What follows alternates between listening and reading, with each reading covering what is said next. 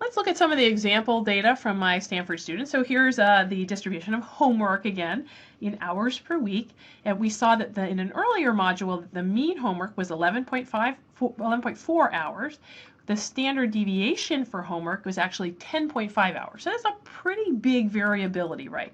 So on average, students are doing about 11 hours of homework, but the average variability is 10.5. So that means many students were doing down towards 0, and many students were doing 20 or more hours per week. So pretty wide, a pretty large variability here.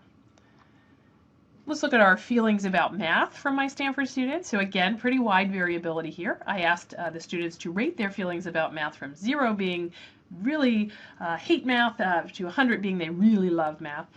And the mean in this particular variable turned out to be 61. So on average, people are favorable, although not highly favorable towards math.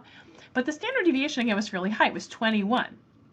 So you can see, on average, people are 61, but it easily goes down to 40 or up to 80. So there's a fairly wide spread here. Just to help you understand standard deviation even a little better, let me just present to you 3 simple little mock data sets.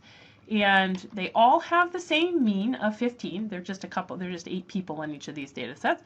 But they all have the same mean, but they have different standard deviations. So in the first data set B over to the left of your screen, the mean is 15, but everybody's really clustered around the mean. So the standard deviation is only 0.9.